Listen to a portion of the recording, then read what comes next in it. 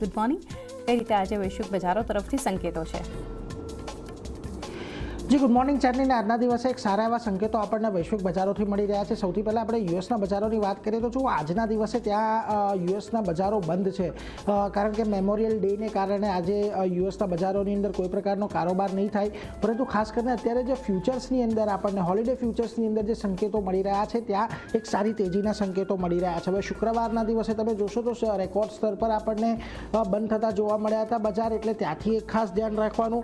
બીજી તરફ બ્રેન્ટ અને WTI બંનેમાં પણ 5% ઘટાડો આપણે અહીંયાથી જોયો છે ઓવર ધ વીકેન્ડ, અને ડોલર ઇન્ડેક્સ પણ 98ના સ્તરની પાસે આવી ગયો છે. એટલે થોડાક સારા અને પોઝિટિવ સંકેતો ઓવરઓલ ભારતીય બજાર માટે અહીંયાથી બનતા દેખાઈ રહ્યા છે.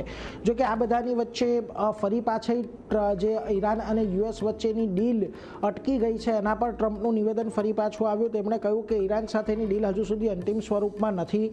જો કોઈ ડીલ થાય છે તો એક સારી અને મજબૂત ડીલ હશે.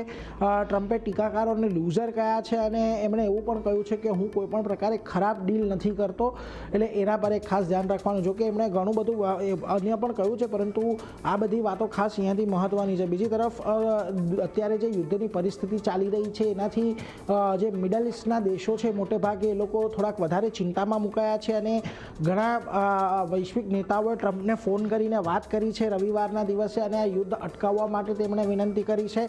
આની અંદર સાઉદી અરબ, UAE અને કતારના નેતાઓ હતા, તેમણે વાત કરી છે. આ ઉપરાંત પાકિસ્તાન, તુર્કી, ઇજિપ્ત, જોર્ડન, બહેરીન આ બધા દેશના નેતાઓએ પણ ખાસ કરીને અમેરિકાના રાષ્ટ્રપતિને વિનંતી કરી છે કે આ યુદ્ધનો હવે કોઈક નિવેડો લાવવામાં આવે કે જેથી આખા ક્ષેત્રની અંદર શાંતિ ફરીથી સ્થપાય.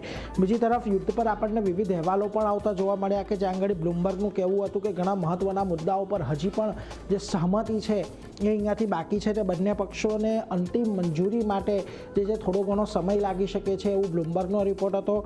તો જે ઈરાનની બે એજન્સી છે તસ્નીમ, એમના કહેવા પર એમનું એવું કહેવું છે કે અમેરિકા આ જે ડીલની જે અમુક શરતો છે એની અંદર હાથે રહીને પડકાર ઊભા કરી રહ્યું છે એવું તેમનું કહેવું છે. તો ફાર્સ ન્યૂઝ એજન્સીએ પણ કહ્યું કે ટ્રમ્પનો ડીલ લગભગ નક્કીવાળો જે દાવો છે એ ઘણો હકીકતથી દૂર છે, કારણ કે હજી સુધી ઈરાનના પક્ષે કોઈપણ પ્રકારે ડીલની તૈયારી દર્શાવવામાં નથી આવી. આ તરફથી ઈરાનના જે રાષ્ટ્રપતિ છે મસૂદ પજેસ્કિયન, એમના દ્વારા પણ નિવેદન આપવામાં આવ્યું. એમણે કહ્યું કે ઈરાન પરમાણુ હથિયાર નથી ઈચ્છતી અને ક્ષેત્રની અંદર શાંતિ સ્થાપવા માંગે છે, પરંતુ ઇઝરાયલ એક એવો દેશ છે કે જે આ અસ્થિરતા માટે જવાબદાર છે અને દેશના સન્માન સાથે કોઈ પણ બાંધછોડ નહીં કરે એવું તેમના દ્વારા નિવેદન આપવામાં આવ્યું. એટલે ખાસ કરીને અહીંયાથી મહત્વનું હવે એ છે કે બંને પક્ષેથી ડીલ થવાની વાતો થાય છે, પરંતુ કોઈપણ પ્રકારે ડીલ અંતિમ સ્વરૂપે નથી પહોંચતી દેખાઈ રહી.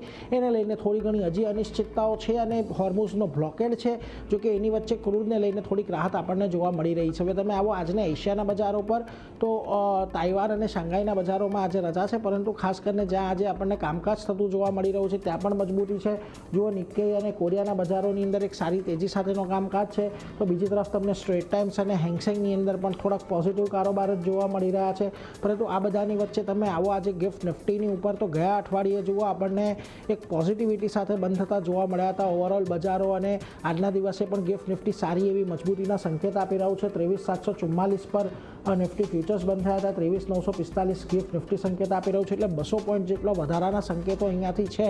પરંતુ ખાસ અહીંયાથી એ જોવાનું રહેશે કે ગયા અઠવાડિયે જે આપણે 23,800નું સ્તર ક્લોઝિંગ બેઝિસ પર પાર નથી કરી શક્યા, એ શું પાર કરી શકીએ છીએ કે નહીં, અને એ પાર થશે તો જ આપણને તેજી થતી જોવા મળશે. એટલે એના પર એક ખાસ મહત્ત્વ રાખવાનું છે. પરંતુ ખાસ ઓવરઓલ આજના દિવસે આપણને સંકેત તો એવા લાગી રહ્યા છે કે આજે આપણને સારી એવી મજબૂતી ચાંદની બજારની અંદર જોવા મળી શકે છે. નીરજ, હા પર આપનો આ સમગ્ર માહિતી માટે તો ઓવરઓલ ઘણું